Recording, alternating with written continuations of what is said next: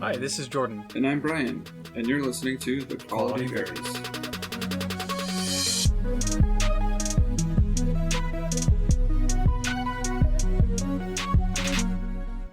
This might be the shortest episode that we ever put up. Ever. Wow. We're going to jump into, well, you gave that, we had that recording where you were just talking about that earthquake. It might be longer than that one, because that was speedy. That was pretty quick. Yes, but we're gonna jump into it today. We wanted to go over a little bit about how the challenge has been going. Hashtag Jordan's first Smurf challenge. By the way, what's your thoughts on that name now? I regret it. I have regrets. Yes. That does make me happy. How's it been going for you? I saw your video. For people who don't know, Brian controls the social media accounts about 95% of the time. I just get on there when I'm bored and I like things from people that he's followed. So that's about my contribution. You posted a video on there and you said you had taken a break. Gasp. Yes. I took like 2 weeks off and got back into it and was struggling. But I've been hitting it pretty hard since then, the past week and a half, 2 weeks. And we're starting to see some really good progress.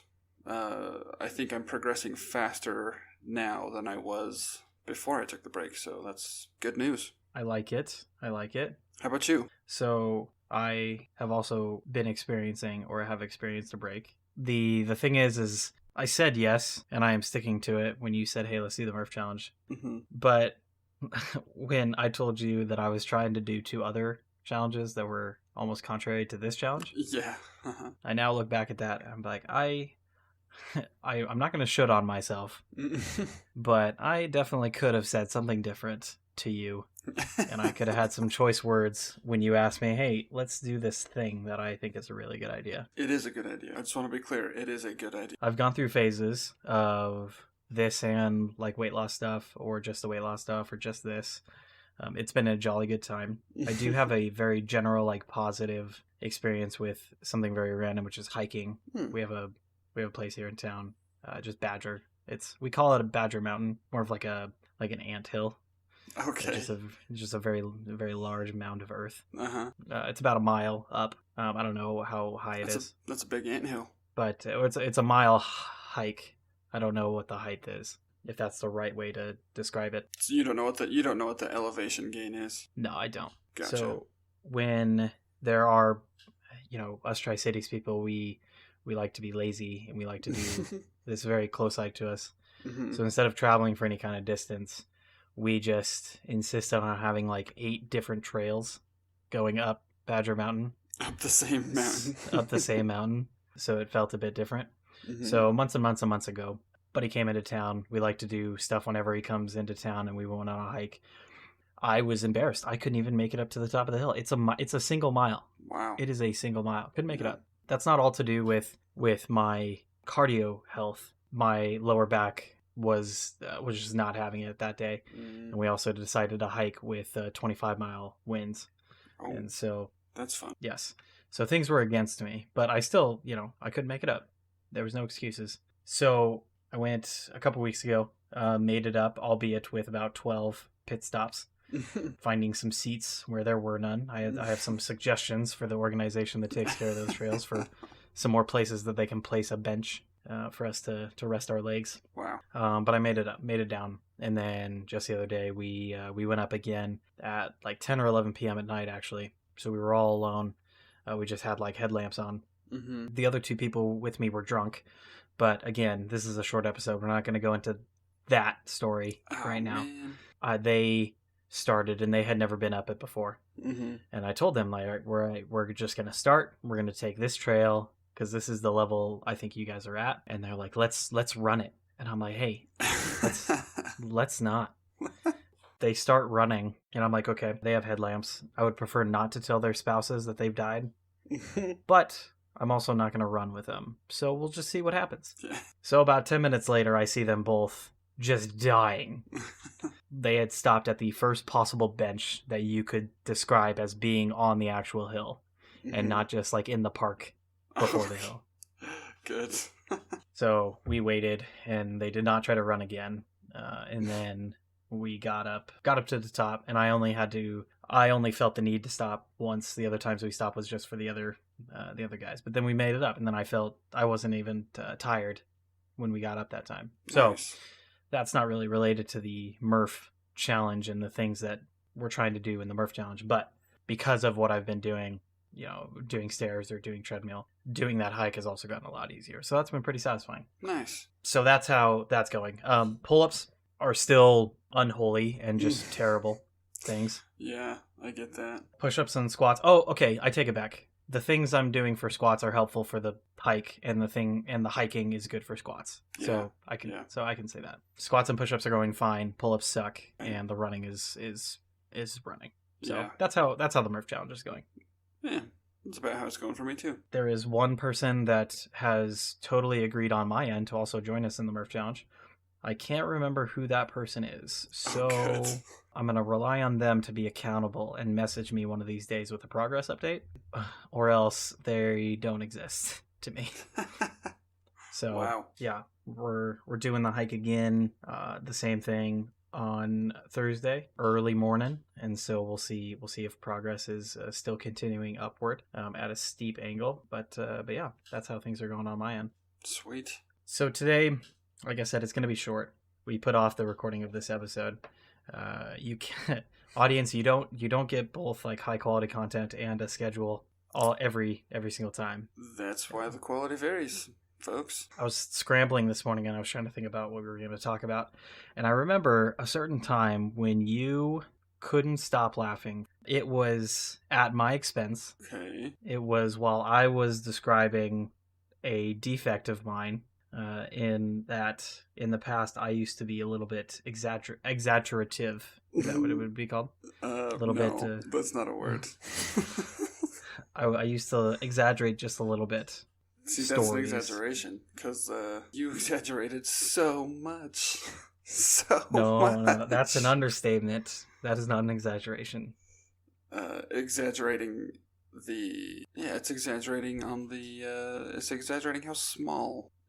You exaggerate a lot. Okay, let's be clear. So I thought for the entertainment of the viewer, I wanted to start by giving the false rendition of the jet ski story. Oh, finally. It's been a while, so I would actually like you to, at the end of it, I would like you to guess what was true and what was not necessarily 100% the truth. Oof. Okay, challenge accepted. So, I've told myself the wrong story so many times that things start to get foggy. Oh. So you can't dock that. You can't make a mark against me when I sound unsure. So I think we can. For moral reasons, we can. So I want to dive into the story, and then I actually towards the end we can actually talk about how it came up and the background behind it. But I want to jump in and just get into it. So I think I was in middle school. Either that or I was possibly a freshman, and my brother has a couple years on me, and his friend had been living with us for quite a few years by that point, and he actually served a massive purpose in my life to kind of like help me get out of my shell. He was now that I'm an adult, I realize now that he was just a child himself. Mm-hmm. And so that's why he got along with somebody that was much younger than him, mm-hmm. but helped me get out of my shell. He was also probably the fittest guy in the high school that he went to. Mm. He challenged me to join him on workouts, help me with my fitness a lot. An all around great person, very helpful person. Yeah. For himself, he did not always make the best decisions, and he was a very adrenaline junkie person. Mm, yeah. So we're going to this event, and he, who is a ladies' man, he's always trying to like put me in positions. He's the wingman for somebody that at the time was not very did not have a lot going for him as far as attributes that women would like. Solid, bro. That hasn't changed too much, but now he's not there anymore. So, oh no. Anyways, we get to the river. We have jet skis. We're with a bunch of people. I don't know what the relation is. And he tells me, he looks at this, he points at this girl. He says, "Hey, I'm gonna help you impress that girl." And I, who was very used to this, I sighed and I said, "Okay, okay, all right, let's go do this." And we get on this 3-person jet ski. And also as an adult, I realize that this girl got on the jet ski because she liked this very fit, good-looking older guy that had invited her on a jet ski. Mm-hmm. She did not like the marshmallow, pasty kid that was holding on to her. Don't call yourself behind a her. marshmallow. So we get on. He's an adrenaline junkie, so we just start going crazy on these jet skis. We go under a bridge, and I'm holding on for dear life. But at the same time, I'm not holding on too hard because I'm like, I don't like if I fall off, and I pull her with me, then I mean the slim chance I had is gone. So I'm not holding as hard as I should have. We go under this bridge, and I'm looking at a boat that is sailing towards us, and he is turning away from the boat that is turning towards us, and I come off the jet ski. No. I kept heading in the direction that I was looking. After the fact, I realized that I did in fact pull her off with me. Oh boy. Uh-oh. I don't have any idea what's going on with her. I don't see her for a minute or two. I bounced a couple times. I didn't know that was a thing with water. That was a new lesson to me. Fun. I bounced a couple times. I hit the boat that I was looking at. Oof. And I commence a ritualistic noise that I cannot stop. Ritualistic noise? I'm out of breath. Uh-huh. I don't have any, and I'm just making this, like, I'm not going to repeat it. I'm just making this noise because I don't have any control. I can't stop. And a couple seconds go by. This like black metal boat thing just floats on by. Nobody even comes to look over me and sees what happens. Wow. And it sails under the bridge. Dude, you could have died, and they didn't even care? I don't know what it could have been. A ghost ship, for all I know. Just there let's to put me in harm's path. Yeah, I don't want to exaggerate. So I'm making this noise, and I hear the sounds of this gal that I'm trying to impress. Mm-hmm. And she's like yelling something, and I like put all my willpower, like, I gotta stop making this noise. And I look over, and she's just saying, like, "You okay? Are you okay?" And I can't. I'm still making this noise. I failed. I'm just looking at her with my mouth open, and I'm making this noise. Oh, game over, man. And all I can do is give a thumbs up. And then I use my hands to float 180 around, and I throw up. Oh no. And she starts yelling at me. I'm like, oh, now she's mad. Ugh. I've done something. And so I slowly, with my fingers, I have my video on for you. No, but not for anybody else. I'm just turning back around, and she's pointing, and jet skis, I don't know anything about them. You attach the key to your life jacket. Mm-hmm. So that if you come off, the key comes out. Mm-hmm. That did not happen because this older guy is not, wasn't always the smartest. Sure. Or it may have broken off. Yeah.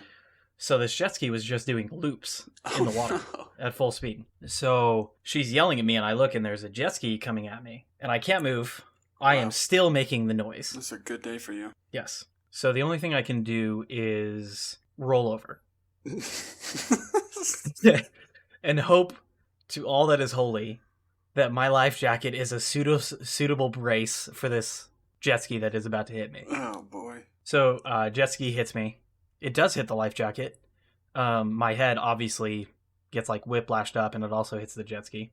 And I shoot down a couple 20, 30 feet into the water. 20 or 30 feet? So that's not a problem. I'm actually I'm very comfortable with swimming. So this wasn't a huge issue for me. That's a big river, dude. We're on the... That's like a 3-story building underwater. Yeah, well, I don't know if you know much about the Columbia, but we're right off the Columbia, which is one of the main west rivers on the west side of the country. Yeah. I've been there actually. Fun fact. Oh, really? Yep, one time. Nice. It's a nice river. I don't go there as often as I should. Mm. So I go down, and this is fine. I'll just float back up. But we were right under the bridge, and I hit one of as I was going up, the current just pushes me into one of the, what do they call it? Cement pillar pylon things. That created an issue because I then could not necessarily just float up because the current was just pushing me into this pylon.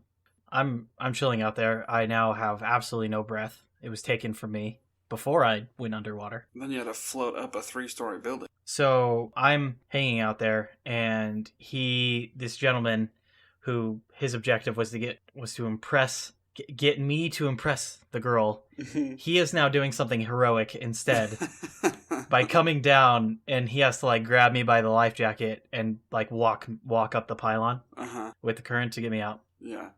I get up. She's already out of the water. We get over to the side of the bank. She's just looking at him, and I'm just looking at myself because I'm dying. And they go back out, and I'm just sitting here like a sad, sappy salmon for the rest of the afternoon because I can barely move. Jeez. That's the story. Okay, I have several questions. That is a story that I would tell people whether or not they asked. Wow. In what context would you tell that story? Well, I don't know. I mean, if somebody brought up water, I would figure out a way. Okay. That hurt a lot to say, by the way. It's very painful. Yeah, I can imagine. I hope it did hurt to tell that story. It was very cringy. Like, I don't like using the word cringe, but it is very painful in that way to tell that story. Okay. What questions do you have? I don't think you were 30 feet underwater. Okay. How far do you think I got? Maybe 10 feet. Maybe. From a jet ski hitting you. Again, a 3-person jet ski, that's a big jet ski. I mean, I don't know, man. Hitting you full speed. I'm not. I fully admit I just threw that number out there. Yeah, I don't know. I would say between 5 and 10 feet underwater. And that's a long way. Like, that's uncomfortable for me to be underwater that far. Okay, I'm not going to answer any more questions. You have to tell me what is true and what is false. Okay, 30 feet underwater is false. Okay. I think it was false that you were trapped by the current on the pylon of a bridge. And what is true? I think it's true that you were with that friend, and there may have been females present at the same time. Wow. I think that's the only true part of that story. So everything else is false. That's your claim. Yeah, I don't think it was a jet ski. It was probably like a small boat. That's my guess. I'm guessing there was not a specific girl. There may have been a pylon there. You may have been near a bridge, but I don't think that you were trapped on it. I don't think you hit another boat. Yeah, I think you fell out of a boat one time, maybe. Or maybe you didn't even fall out of a boat. I think that's what I'm going with. You went on a boating trip, and then you fell out of the boat. Wow. That is insulting. Okay. I'm sorry, Jordan. In 20 minutes, I've just opened myself up emotionally in ways that I was not prepared for. You sure did. The true story, quickly going through it again. The whole background was correct. So we get to the river. There is a girl there. She did have a crush on this older guy. Mm-hmm. And she got on the jet ski because he invited her to go jet skiing. Mm-hmm. Okay, so there was a jet ski. And then this pasty white kid just hops on behind her. We were going around at whatever crazy speeds jet skis go at. Mm-hmm. I did see a boat. I did see a boat. It was one of those like metal. I don't know what to classify different boats as, but it was a black steel boat. Probably the length of probably 5 or 6 cars. Okay, so it is a big boat. Yeah. Okay. So that's coming through because it has to. We were going under a bridge. It has to go through the pylons. Mm-hmm. We were kind of driving into it. So as soon as we got out from under the bridge, we had to immediately veer away from it. Mm-hmm. So I was looking at the boat, and I did just continue along that path, and I did bounce a couple times. Again, didn't know that was a thing. Mm-hmm. I landed probably 300 feet away from that boat. I knew it. Nowhere near that boat. I was making a noise that wasn't up to me. And that whole thing, like, she asks me if I'm okay. I can't speak, so I just give a thumbs up. I turn around. I throw up. I'm having a good day. That was real? Yeah. Oh, man. I'm so sorry. Yeah, I visually remember, like, I couldn't stop making the noise. Just like Oh, the man. involuntary, like, air escaping out of my lungs. Uh-huh. And I gave her the thumbs up, and I turned around and I just threw up into the water. Oh, jeez. And that's the end of the story. The jet ski was still running because Mm-hmm. the key did come out or something went wrong, Mm-hmm. but it was doing circles some 100 feet away from me. Yeah. This older kid did the heroic thing by getting close to it and grabbing onto it and all that stuff. And we get back to the shore, and I didn't ride jet skis for another 7 years. Oh, And boy. that's the end of the story. Oh, man. Nothing else about hitting the boat, the jet ski hitting me, the pylon. Mm-hmm. None of that was correct. The girl did never talk to me again. Again, insulted that you thought I just fell off of a boat that women were present on. I'm sorry. It had been so long since I had heard that story before. It was just as entertaining the second time. But I couldn't remember what you had said was true and false. Ryan, usually in addiction recovery, we're not ones to tell other people's stories, but in this case, I would love it if you actually tried to give your best description on why this was something that was so prominent when I shared it at rehab. I think because the way it came up, that particular story was the culmination of, I think, 2 or 3 weeks of nightly story times with Jordan. The nightly check-in, everybody would check in how their day was and everything. And then at the end, Jordan would always go last, and that was like a segment on a TV show. It was story time with Jordan now, and everybody knew it, and so everybody like got comfy in their chairs. It hurts. We all got comfy in our chairs. We like turned our chairs to face him, and then he told these fantastic stories, much like this one, and they'd kind of calmed down over the 2 or 3 week period, however long it was. If I remember right, you were done with your check-in, and instead of just going into the story, you didn't remember if you had told anybody that story, because like you said, you had told it so many times, you lost track of who you had told it to. And so all you said was, if I told anybody about jet skis, we need to talk. And so that was just like the opener, and everybody lost it. And so we basically made you tell the story anyway, because how do you not make somebody tell that story after hearing it? What was happening is one of my addictive tendencies. Is that a good way to call it? Good thing to call it? Sure. Designation. One of my addictive tendencies is in the effort of trying to impress people in my past or in my childhood, whatever it was. I would exaggerate stories way beyond what it was, and it became a habit. It became really hard for me to just explain, what had happened the night before and just leave it at that. Mm-hmm. It was really hard, and it was really frustrating that we're joking about it, but it was really frustrating. Mm-hmm. And it was a very embarrassing thing to do, because just like the addiction, then I'm all of a sudden holding and trying to keep these lies together. Yeah. And it's a socially embarrassing thing. Yeah. So I'm going through my addiction recovery that I'm there at rehab for, and then as time goes on and I'm in a place to do it, then I'm also addressing like my addiction to electronics. Mm-hmm. And to YouTube and to video games, and then I'm going through other things, and I realized that I was putting a lot of weight on these things that I would tell, and I was having a real problem stepping away from that habit. It was the last bastion for your addiction. Yeah, one of the last bastions. Yeah.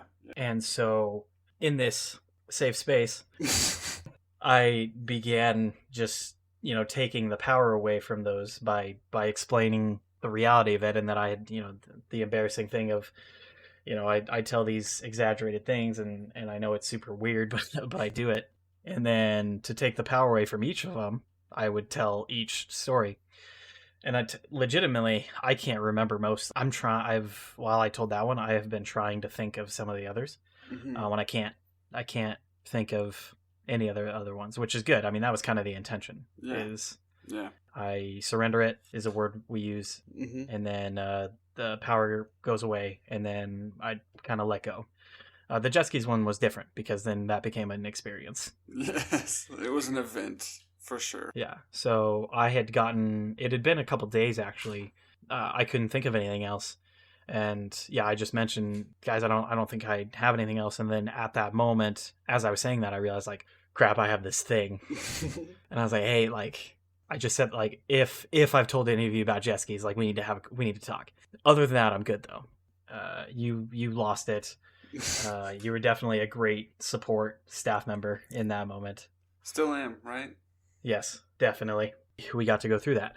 So I don't know if anybody else will find the entertainment in that we do, but I thought it might be an interesting thing to share, and also maybe somebody out in the ether has experienced something similar, and if they do, please tell me. Because that would maybe I'm victimizing myself, but if somebody else tells me, that will make me feel so much better. Yeah, it's nice to connect over. I mean, it's nice to connect with anybody, but recognizing kind of some of your poorer choices and connecting with somebody over similar poor choices can be a poignant experience. Exactly, and then we can make stories together. Exactly. Yeah. And then people will believe them more. Because two people are telling it. Yep. That is literally all we wanted to go over today. I'm going to take that, edit that, put that up on Monday, and we're going to do something else within the next 2 weeks. But yeah, we might have a serious topic. We might have something funny. Who knows? Not us. Not us.